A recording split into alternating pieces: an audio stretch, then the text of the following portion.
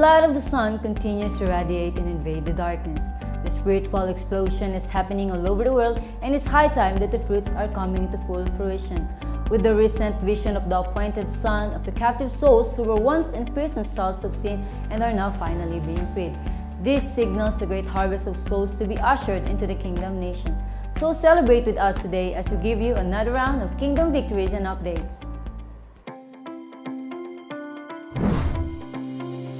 The KLC of Singapore has been abundantly blessed by the Almighty Father. The Asian Tiger is now home to 3 more Sentinels of Light, namely the KLC of Balestier, the KLC of Buntek, and the KLC of Thompson, to cater to the numerous souls that are yearning to enter into the Ark of Salvation. A series of visitations and fellowships are being held non-stop. More sons and daughters have found their own time and space for spiritual connection, and it doesn't usually happen on Sunday only. Through nightly fellowships with the appointed Son of God, along with regular online manna classes and Bible studies for visitors, Kingdom citizens in Singapore come together to listen and feast with the heavenly manna that keeps them spiritually equipped.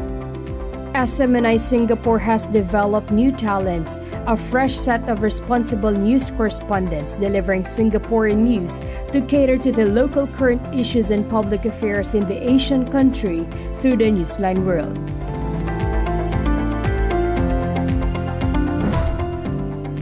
The work of the Almighty Father continues to propagate as a message of repentance triumphantly brings lost souls to enlightenment, specifically in Cebu, Sarawak, Malaysia, which recently conducted its special baptismal ceremony. Malaysia is set to bring forth a massive spiritual yield of sons and daughters. The event is just a foresight of more victories to come.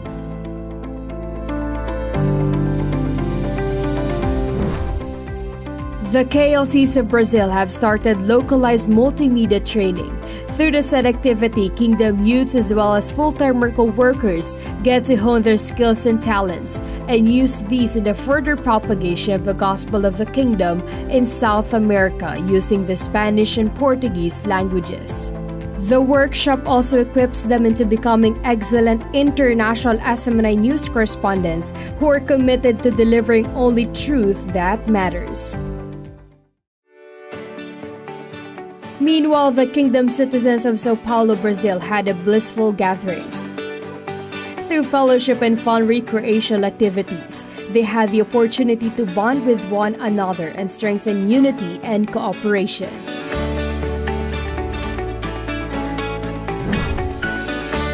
The Canada Kingdom Children Growth School has been conducting musical lessons regularly. The young Kingdom citizens' efforts to learn new skills have been fruitful for now. They are performing as part of the Canada Kingdom Orchestra during midweek service. In the North American country, even kids in the intermediate level have their virtual midweek Bible study. They also enjoy doing recreational activities and are currently busy preparing for the forthcoming Global Kids Camp. Kingdom youths make use of their time wisely by polishing their talents through the regular music classes that are being conducted in Cambodia. They also serve as SMNI correspondents giving daily updates on current happenings in the Asian nation. This kind of privilege indeed has inspired them to become more active Kingdom youth, proudly serving the Almighty Father through the Son.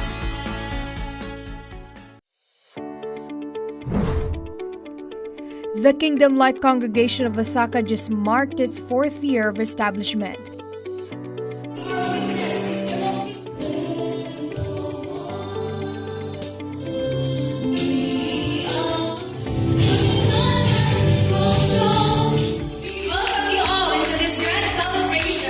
It has been one of the fastest growing Sentinels of Light in Japan, which continues to bring forth a massive spiritual harvest of sons and daughters.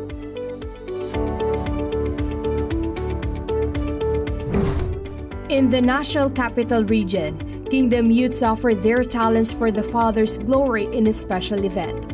It was more than a talent showdown, for the affair became an avenue for them to be inspired to dedicate their lives in service of the Father through the Son. The various Kingdom Light colonies in the island of Luzon held its very first virtual Keepers Olympics. There were 8 teams that participated in the various competitions, highlighting the huge potential of the promising Kingdom youths. Through back-to-back leadership training seminars held in Visayas and Mindanao, a new batch of future Kingdom leaders are set to be produced.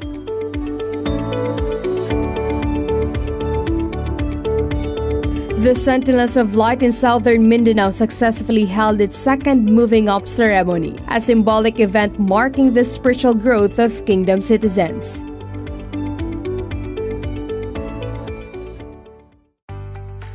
A series of Moving Up ceremonies were also conducted all over Davao region. In the affair, Kingdom citizens who have reached a much higher level of spiritual growth and maturity were recognized. These faithful sons and daughters are more than willing to take active part in the propagation of the gospel of the kingdom so more souls will be led to the ark of salvation. Sunshine Radio DXRD 711 Davao has just transferred to a new home, to a new radio station situated in Digo City, Davao del Sur.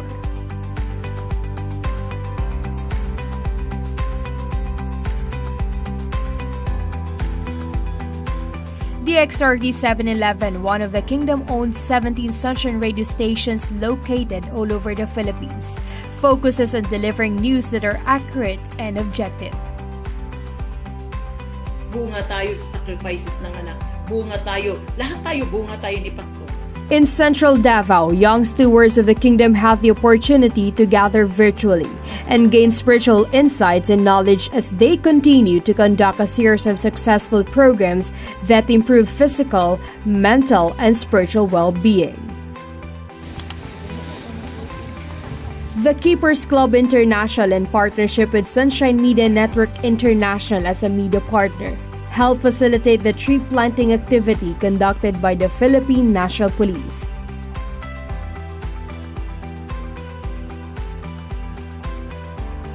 The activity is part of Bukidnon Police Provincial Office's Barangay Anihan.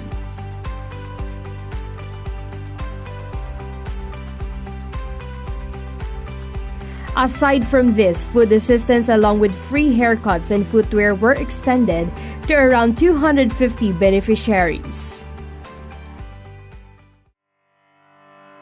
Strictly abiding by the safety and health protocols enforced by the government, the volunteers of the Sunshine Philippines movement all over Mindanao successfully conducted a region-wide tree planting and cleanup activities. On July 28, South Mindanao-based volunteers of the Sunshine Philippines movement conducted simultaneous cleanup drives in the various areas of Polomolok, Surala, Tiboli, and South Cotabato, Kidapawan and Kabakan in North Cotabato, as well as Cotabato City, Sarangani, and Sultan Kudarat. Moreover, a string of coastal cleanup activities in western Mindanao, particularly in the cities of Osamis, Dipolog, Oroquieta, and Zamboanga. Meanwhile, SPM volunteers from northern and eastern Mindanao planted hundreds of mangrove seedlings in Bacolod, Lanao del Norte, and Butuan City.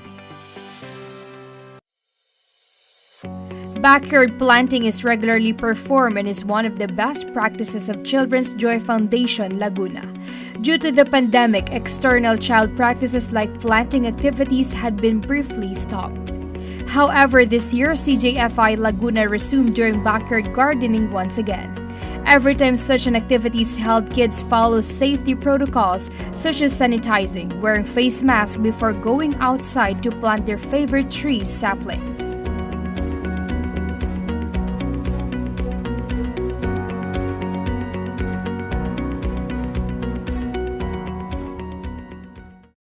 The recent Typhoon Fabian brought record flooding to the Philippines. To address the needs of the families badly affected by the natural calamity, Pastor Polo C. Kibuloy immediately sent his team of volunteers to bring the much-needed aid.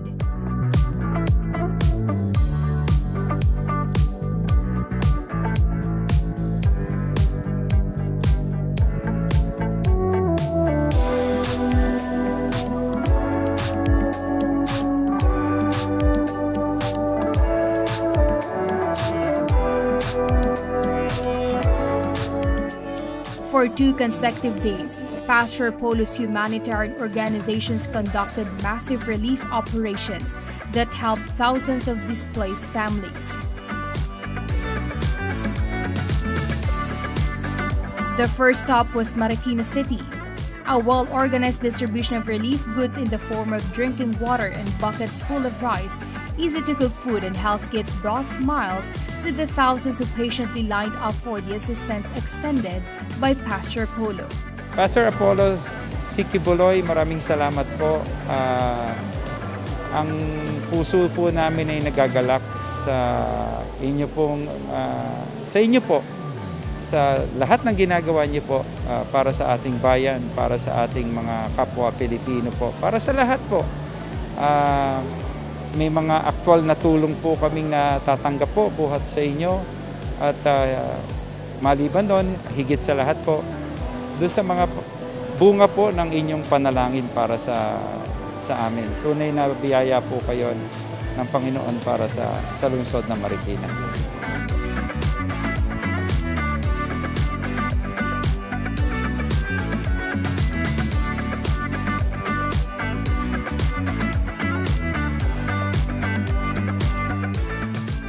The second destination was Noveleta, Cavite, where thousands more received help. Many of them lost their homes and source of livelihood due to the flooding.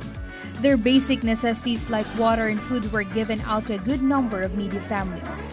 Safety health protocols were strictly implemented in the conduct of these events. Even government officials were thankful for the unexpected help from Pastor Apollo. Malaking pasasalamat po namin dito sa 10 ng aking mga kasama, lalo na po yung mga kaibigan natin na salanta dito sa aming barangay, San Rafael 4, Noveleta, Cavite. Laking pasasalamat po namin kay Pastor Apollo Kibuloy at sa kanyang mga kasama, lalo na po sa SMNI Foundation and Children's Joy Foundation. Dahil ito po mga kababayan natin na ito nakatira sa tabing dagat at ang kabuhayan po nila nanggagaling po sa pangingisda, pamamangka, at itong nakarang araw po mag-iisang linggo na Grabe ang ulan, hangin, bagyo, habagat, kaya hindi po sila nakakapaghanap buhay. So malaking tulong po ito para sa kanila sa pang-araw-araw ng pangangailangan.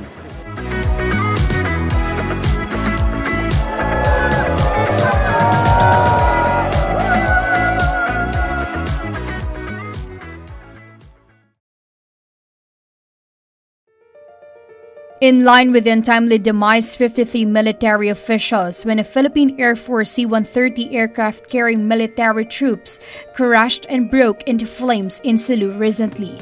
Pastor Apollo extended financial assistance amounting to 1 million pesos to help the respective families get through this difficult time. Ako'y nagpapasalamat sa tulong na ito na ibigay sa amin ni Pastor Kibuloy at ito ay malaking bagay. No, may malaking bagay na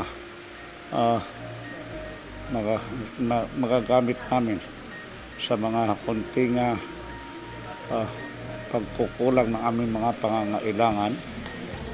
Ako po rin ay nagpapasalamat kay Pastor Kibuloy sa kanyang thoughts, prayers, ang suporta na binigay during this time for the men and women who are included in the plane crash. Masasabi ko po kay Pastor Kibuloy, maraming salamat po, Pastor, sa binigay niyong support, financial support sa anak ko at kay una-una si President Rodrigo Roa Duterte na siya talagang ama ng Armed Forces. Kaya maraming pasalamat talaga sa kanila, lalo na kay Pastor Kibuloy. Pinuntahan pa ako dito. Kayo lang yung pumunta dito sa amin. Maraming salamat po talaga sa inyo. In behalf po kay Pastor Apollo si Kibuloy, ito po yung assistance ni Pastor sa bawat family po na naiwan po sa C-130 crash po. Thank you po, ma'am. Salamat din po kay Pastor Kibuloy talaga. Nabigyan din niya kami ng ayuda. Salamat. Lahat po sila nabigyan po ng ayuda po, lahat po na po. Thank you po. Salamat din. Pinapaabot din po ni Pastor ang kanyang pakikiramay po sa inyo. Maraming salamat po.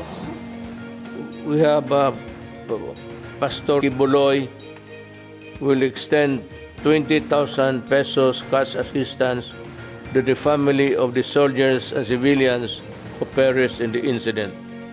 Aside from the monetary aid worth 20,000 pesos per kin, food supplies were also given out to each of the families of the departed Filipino soldiers.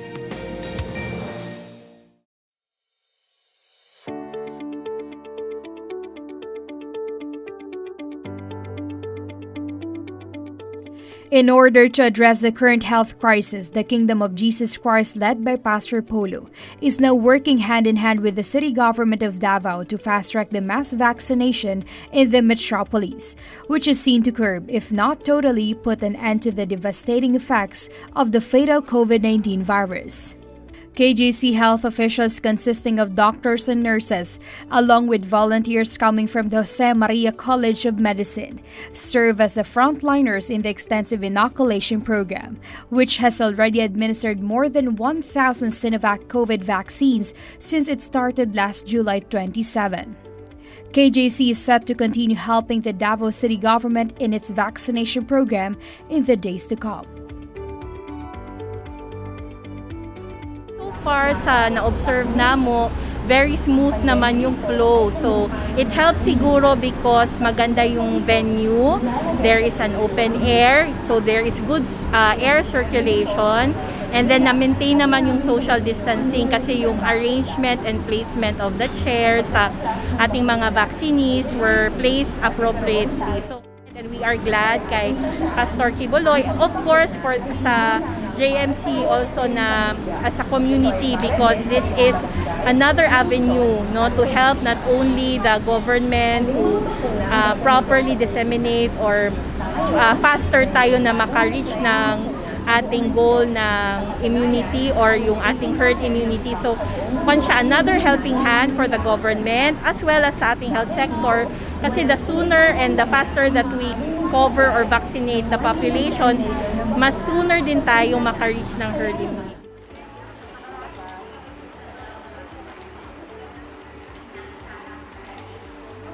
Una sa lahat, nagpapasalamat tayo sa ating mahal na pastor, kay Pastor Apollo Kibuloy, na inopen niya ang facility ng Kingdom for the mass vaccination of the full-time miracle workers and the missionary workers of the Kingdom.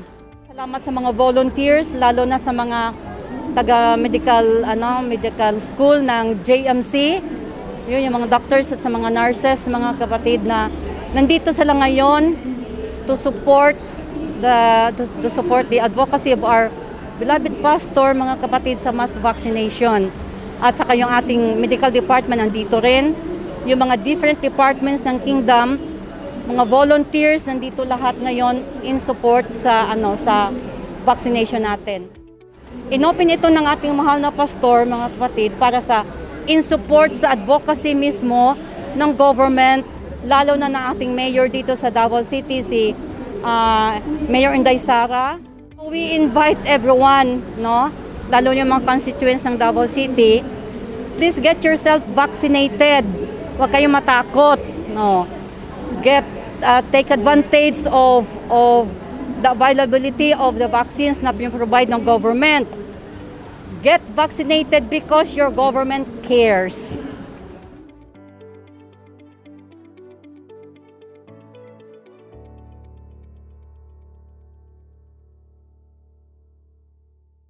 The unparalleled victories and blessings of the Almighty Father continue to pour upon His kingdom nation. Victory is around every corner, and nothing can hinder the work of the Almighty Father from prospering and progressing. Thank you for joining us today in this episode of Kingdom Updates and Successes. May the Almighty Father's blessings through the Son bless us all.